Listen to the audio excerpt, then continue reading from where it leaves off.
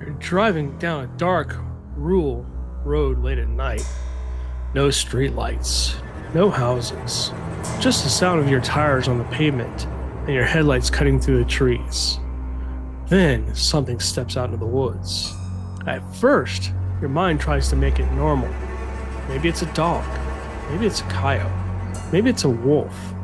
But then it stops in the middle of the road. It turns its head. Its eyes catch your headlights. And then it stands up. Not like a bear, not like an animal stretching. It stands upright, like a man. But the head is wrong. The ears are pointed. The snout is long. The shoulders are too broad. And for a second, all you can do is stare at something your brain refuses to accept. Then it moves, fast, back into the woods. And just like that, it's gone. No photo, no tracks, no proof. Just a witness left shaking behind the steering wheel, asking the same questions as many of us have. What did I just see?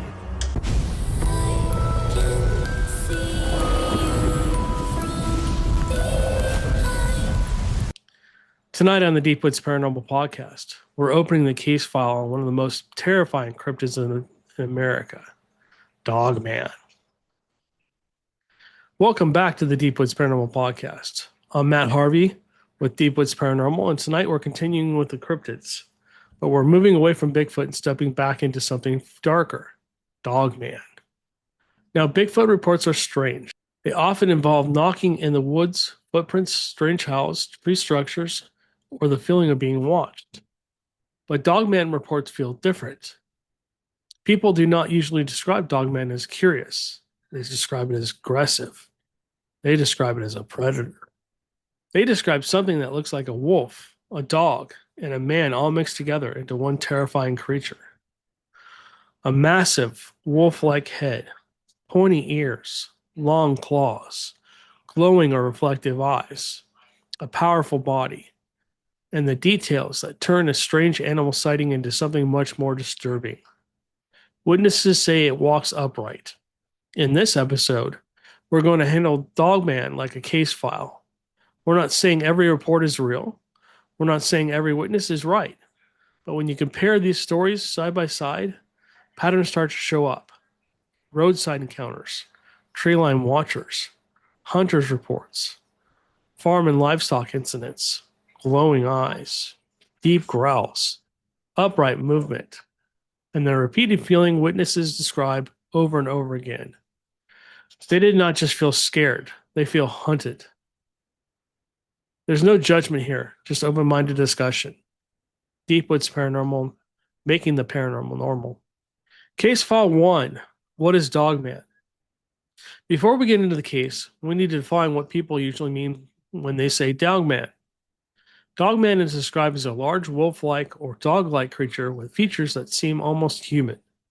Witnesses often describe it standing between 6 and 8 feet tall when upright.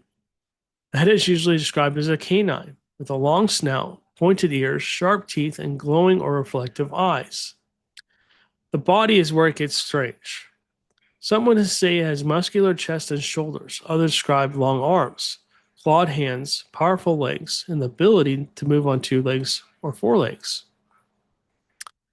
This is one of the most important details in Dogman reports. It does not always stay upright. Sometimes witnesses say it runs on all fours like an animal. Other times they say it rises onto 2 legs and moves like a person. That shift from animal to almost human is what That shift from animal to almost human is what makes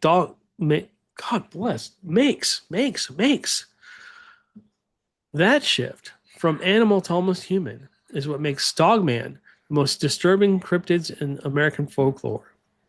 Common description patterns.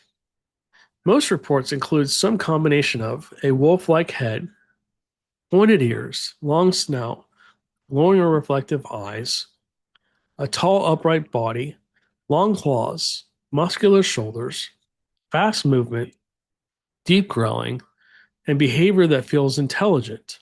The most important word there might be intelligent.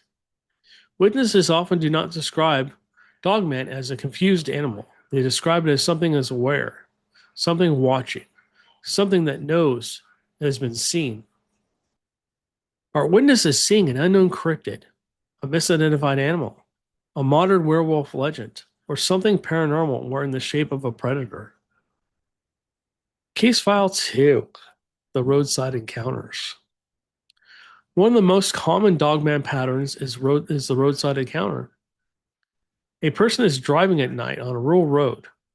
The road is usually surrounded by woods, farmland, or open fields. There may be very little traffic. The witness is often alone, tired, and focused on the road ahead.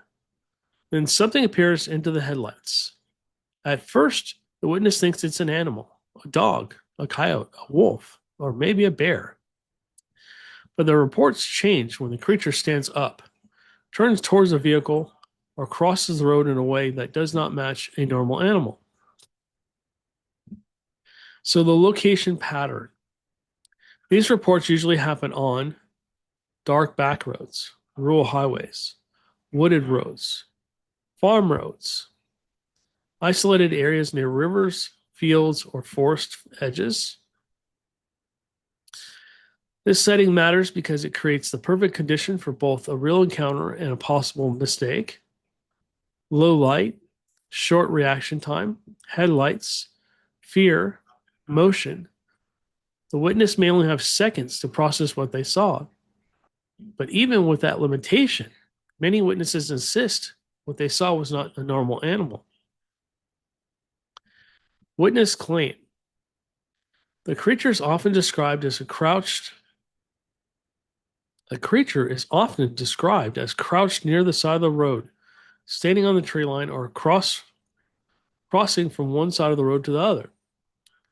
Some witnesses say it ran across the road on all fours and rose up. Others say it walked across the road. Some say it stopped in the headlights and stared. That stare is reported again and again. The creature does not just bolt like a deer. It looks, it watches, it holds eye contact, and then it disappears. There are natural possible explanations here. A bear standing upright can look shocking at night. A large dog can look bigger in headlights. Coyotes with mange can look strange and unnatural. A wolf-dog hybrid could confuse someone. Fear and darkness can distort size, distance, and movement. Here's the problem. The problem is the repeated detail of upright movement. Dogs, wolves, and coyotes don't normally stand and walk like humans.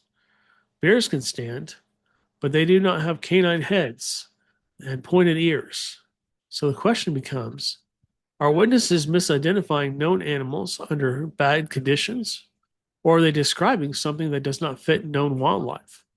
The road encounter is quick, terrifying, and almost impossible to prove, but it remains one of the strongest repeated patterns in Dogman reports. Case 3: The Michigan Dogman. The Michigan Dogman is one of the most famous dogman legends in America. The stories are often tied to the forest and rural roads of Michigan, especially northern Michigan. The creature is usually described as a wolf-like being. The creature is usually described as a wolf-like being that walks upright and appears near wooded areas, back roads, cabins, and isolated communities. What makes the Michigan Dogman interesting is that it sits between folklore, media, and witness reports. Some people know it from legend. Some people know it from songs or local stories. Others claim they or someone they know saw the real thing. So, location pattern. Michigan has the kind of landscaping that supports cryptid stories. Deep woods, remote roads, heavy shadows, long winters, large wildlife. Places where a person can be alone long enough for the imagination to run wild, or alone enough to see something they cannot explain. The witness description. The Michigan Dogman is often described as tall, wolf-headed, standing upright, powerfully built, fast, intelligent, sometimes with blue, amber, yellow, or glowing eyes. Some versions of the legend say it appears in cycles, often connected to the idea of every seventh year. Whether that folklore is part of the modern myth or it adds another layer to the story. Possible explanations. The Michigan Dogman could be a blend of older folklore, exaggerated animal sightings, and modern storytelling. Once a legend becomes famous, people may interpret its strange sounds or brief animal sightings through that legend. Okay. Once a legend becomes famous, people may interpret strange sounds or brief animal sightings through that legend. That doesn't mean every witness is lying. It means the legend itself can shape what people think they saw. But here's the problem. The problem is the dog style reports are not limited to Michigan. People in other states describe similar creatures without always knowing the Michigan legend in detail. So what we have to ask, did Michigan create the Dogman image? Or did Michigan simply become the most famous place where that imagined or did Michigan simply become the most famous place where that image was reported?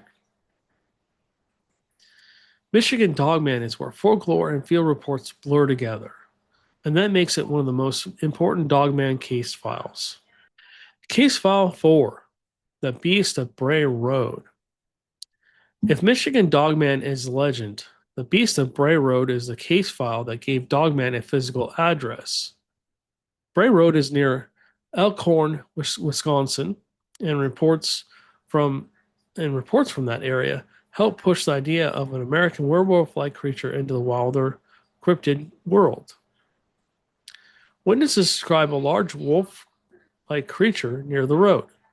Sometimes it's said to move on all fours. Other times it's said to appear upright or semi-upright. The creature is often described as a muscular, dark, powerful, and terrifying. Location pattern. This case is important because it centers around a specific rural road. That means the story is not just somewhere in the woods.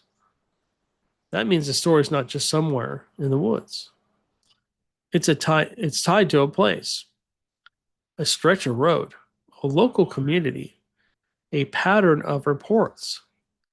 That gives this case a different feeling than random one-off sightings. Witness descriptions. Common descriptions include large wolf-like body, pointed ears, long claws, reflective eyes, muscular shoulders, crouched or upright posture, seen near roads, fields, and wooded areas. Some witnesses describe it as looking like a werewolf, not a man in costume, not just a wolf, but something in between. Possible explanations. Skeptics might point to a bear, large dogs, wolves, or wolf-dog hybrids, or fear-based misidentification. This is also affected by the media. Once a local legend gains attention, more people come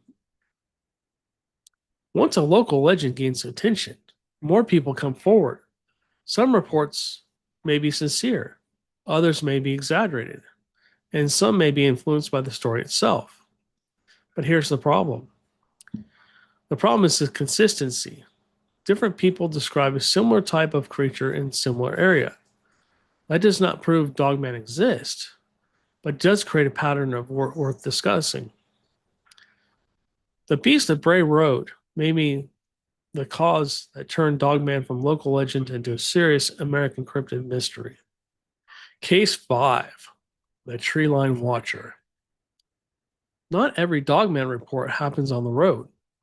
Some of the creepiest reports happen near homes, campsites, hunting areas, and farms, places where people look towards the woods and realize something is looking back. These are the tree line watchers' reports. A witness outside at night. Maybe they a witness outside at night. Maybe they're taking out the trash. Maybe they're sitting near a campfire. Maybe they're on a porch checking on animals or walking back from a shed. They notice eyes nearby the tree line. Too high for a raccoon, too steady for a deer, too focused to ignore. The figure may not fully step into view.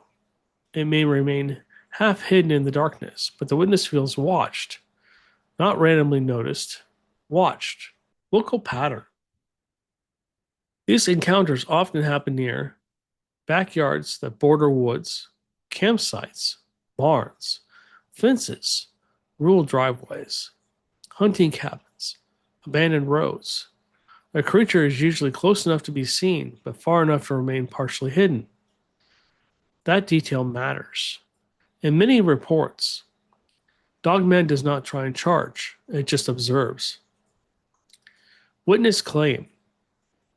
Witnesses describe glowing or reflective eyes. Sometimes they even hear breathing, growling, leaves moving. Witnesses describe glowing or reflective eyes. Sometimes they hear breathing, growling, leaves moving, or branches breaking.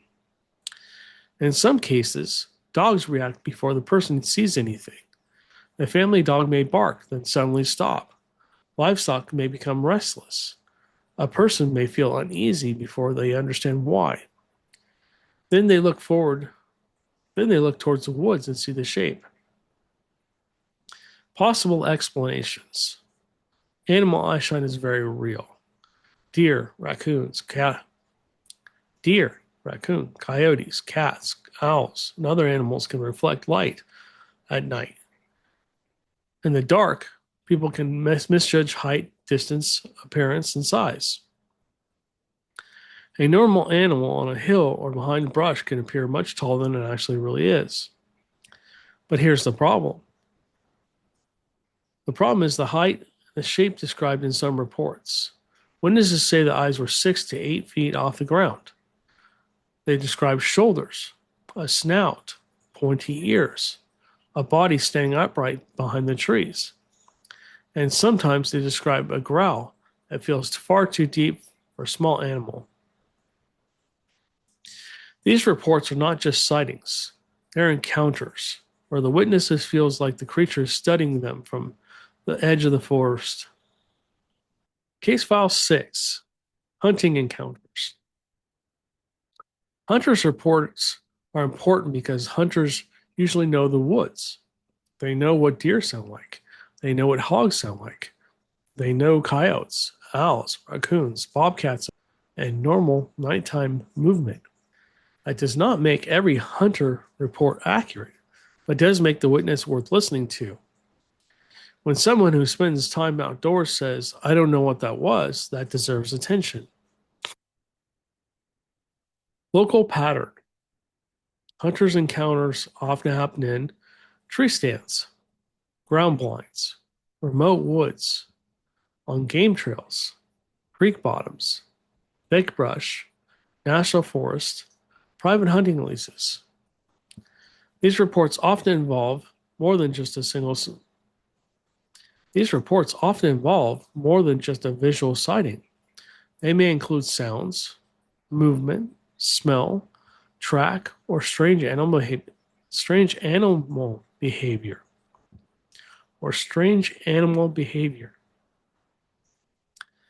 Witness claim. A hunter may hear something walking heavily through the woods. Then it stops. Then it circles. The witness hears breathing or growling. Sometimes in the woods, it goes silent. Sometimes deer leave the area. Sometimes the hunter sees a dark shape moving between the trees. In most extreme stories, the hunter feels like they are no longer the predator. They are the prey. So common details. Heavy footsteps, deep growls, large tracks, movement on 2 legs and then 4 legs, a strong odor in some reports, animals going quiet, a sense of being stalked. The witness leaves the area and refuses to return. That last part is important. Hunters are not usually quick to abandon good hunting spots. So when a report ends with "I never went back," it adds weight to the emotional impact of the encounter. Possible explanations. Wildlife could explain some of this. Feral hogs can sound terrifying. Bears can move heavily through the bush. Coyotes can circle around and vocalize. Bobcats and foxes can make disturbing sounds. Fear can amplify everything in the dark. Here's the problem. Problem is when the witnesses combine multiple details: a canine head, upright movement, heavy size, intelligent behavior, deep growling, and the feeling of being stalked. One detail may be explained. All of them together become harder to dismiss. When a hunter says something is in the woods that made them feel hunted, that becomes more than a campfire story. Case 7, Farm and Livestock Reports. Some dogman reports come from rural properties, farms. Some dogman reports come from rural properties, farms, ranches, and homes with animals. These stories are different because they do not rely only on what the witnesses saw. They often include animal reactions. Dogs barking at the woods, livestock panicking, horses refusing to go near the fence line, chickens or goats acting restless, something moving near the barn at night. Location pattern. These reports often happen where human property meets wild land. Barns near woods, fence lines near fields, rural driveways, pastures, chicken coops, creek beds, tree lines. This is where normal predators already exist. Coyotes, stray dogs, bobcats, raccoons, hogs, and sometimes larger predators can all pressure livestock. So the natural explanation is not weak. It's actually very plausible. Witness claims. The witnesses may hear growling, scratching, pacing, or strange movement outside. The family dog may refuse to go out. Livestock may panic without observed reason. The witnesses may see a large dark shape near the barn or the fence. Sometimes they report tracks in mud or soft ground. Sometimes the creature is even seen moving from the woods into open pasture and back again. So possible explanations. Many farm reports could be normal predators. Coyotes attack livestock. Feral dogs can be dangerous. Bobcats can take chickens. Hogs can damage property. Even raccoons can cause chaos around the coop. The problem? The dogman report becomes strange when the creature is described as a much larger than a coyote or dog, when it stands upright, or when dogs appear terrified instead of defensive. A farm dog usually will bark at normal animals, but some dogman reports describe dogs hiding, whining, and refusing to chase. That detail gets repeated enough to mention. So, yeah, we have chickens, and my dogs freak out sometimes at the backwoods behind our house. Not saying it's dogman, but they are in this area.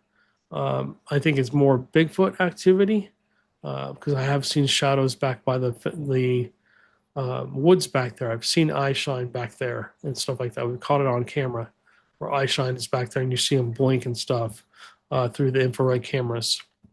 So yeah, I've experienced some of this stuff myself. I can't say it's Dogman or Bigfoot, but there's something very tall, upright out there that's not in a tree. It's just standing. There's a silhouette of something out there, standing upright like a person. Farm reports matter because they add another layer, not just what the witness saw, but how the animals reacted. All right, case file 8, the glowing eyes. One of the most repeated details in dogman reports is the eyes. Witnesses describe them as yellow, amber, red, blue, white, or green. Sometimes they say they're reflective. Sometimes they say they're glowing. And sometimes they say the eyes looked intelligent. So investigation note. Glowing eyes by themselves do not prove anything paranormal. Many animals have eye shine at night.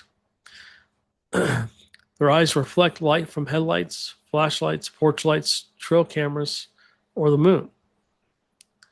The color that cha- the color ca- the color can change depending on the angle of the light, the type of the animal, distance, and conditions. So someone says, I saw glowing eyes. The first answer should automatically.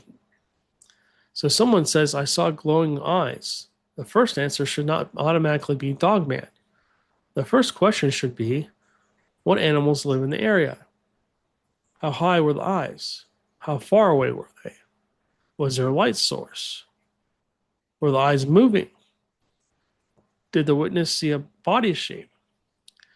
Another thing, too, did the eyes blink? How big were the eyes? I'm going to add to this.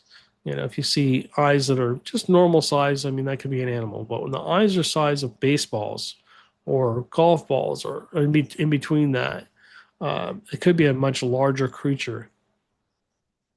So here's the problem. The strange part is not just the eyes, it's the height, which I just described. Witnesses often describe eye shine much higher than they expected for a dog or a coyote. Some say the eyes were at human height or higher, which I just talked about. Others say the eyes blinked, which I just talked about, turned or tracked them in a way that felt deliberate. Again, that's what I just talked about. When glowing eyes are paired with large upright body, the report becomes harder to explain as simply eye shine. Glowing eyes alone do not prove Dogman, but glowing eyes 6 or 7 feet off the ground make witnesses ask harder questions. Case file 9, upright movement. This is the heart of the Dogman mystery. Without upright movement, many Dogman reports could be explained as large dogs, wolves, coyotes, bears, or misidentified animals. But when the witnesses say the creature stood up, walked, or ran on 2 legs, that changes things. So, investigative note. Known animals can create confusion. Bears can stand upright. Dogs can rear up briefly. Injured animals can move strangely. A person in poor light can misread motion. But Dogman reports often describe something more specific. A creature moving with balance. A creature crossing a road upright. A creature dropping from 2 legs to 4 legs. A creature moving between animal-like and human-like motions. That detail keeps showing up. And here's why it matters. Canines are not built for long-distance bipedal movement. A wolf or a dog can rear up for a second, but it's not going to casually walk like a human across a road. So when witnesses describe a canine-headed creature moving upright, they're describing something outside the normal animal behavior. So some possible explanations. Could it be a bear with a long snout and bad lighting? Could it be a person in a costume? Could it be a memory distortion after shocking movement? Could it be an animal seen for only seconds and reconstructed later in the mindset? Very possible. But again, the question is not whether the reports can be dismissed. The question is why this detail appears across so many Dogman reports. The entire Dogman mystery lives or dies in one detail. Witnesses say it moved like no normal canine should move. Case file 10, sound reports. Some Dogman reports do not begin with a sighting.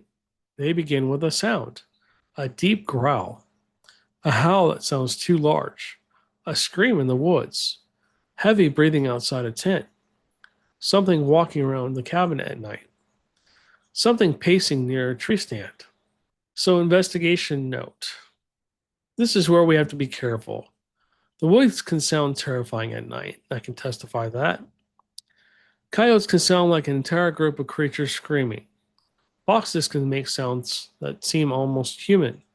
Bobcats can scream. Owls can create strange howls. Hogs can crash through bushes. Even deer can make noises that surprise people. So sound evidence alone is weak. So sound evidence alone is weak, but it's still part of the pattern. So witnesses claim Dogman's sound report often described as deep growls, low guttural breathing, long howls, growls that shift into screams, vocalizations that sound too large for coyotes, movement that seems to circle the witness. Some witnesses say the sound was not just heard, it was felt, like a vibration in the chest. But here's the problem. The problem is when sounds are combined with visual reports. A hunter hears a deep growl, then sees a tall shape. A camper hears something pacing, then sees eyes above the bush. A homeowner hears scratching near the barn, then sees a dark figure. A homeowner hears scratching near the barn, then sees a dark upright figure near the fence. Sound alone may not prove anything, but sound plus sighting plus animal reaction creates a strong file case. Sometimes the scariest Dogman reports are the ones where nobody sees anything clearly. They only hear it getting closer. Case file 11, the fear response. One of the strangest parts of Dogman reports is the fear. Not normal fear, just I felt something scary. Witnesses often describe a deep primal terror. They say they froze, they shook, they cried, they could not speak, they felt like prey. Some describe the fear starting before they even saw anything. Investigation note. This could be psychological. Humans are wired to react to predators. A large animal with teeth, claws, and direct eye contact would trigger a powerful survival response. Darkness makes it worse. Isolation makes it even worse. The unknown makes it even worse. So yes, fear response can be natural. Here's the problem. The repeated phrase in Dogman reports is interesting. I felt hunted. People do not just state that they were startled. They say the creature felt predatory. They say it felt like they say it watched them like it understood them. They say it wanted them to know it was there. That may be a projection. It may be fear. Or it may be one of the reasons Dogman reports feel so different from Bigfoot reports. Dogman versus Bigfoot fear. Bigfoot encounters often feel mysterious. Dogman encounters feel dangerous. Bigfoot is often described as curious, territorial, or evasive. Dogman is often described as aggressive, predatory, and confrontational. That difference matters. It's why Dogman stories feel less like wilderness mysteries and more like survival horror. Dogman encounters do not just make people feel scared, they make people feel hunted. Case file 12, natural explanations. Now we need to pull back and look at natural explanations. Because if we're going to treat this like a case file, we cannot just accept every report as face value. Possible explanations include large dogs, coyotes, wolves, wolf-dog hybrids, bear, coyotes with mange, escaped animals, feral hogs making strange sounds, misjudged eyeshine, fear and darkness, sleep deprivation, memory distortion, folklore influences, hoaxes, people in costumes. Even every one of these explanations probably counts for some Dogman reports. Maybe many of them. A coyote with mange can look unnatural. A bear standing upright can look horrifying. A large dog caught in headlights can seem bigger than it is. A fox scream can sound demonic if you've never heard one. And when someone knows the Dogman legend, they may interpret a strange animal through that story.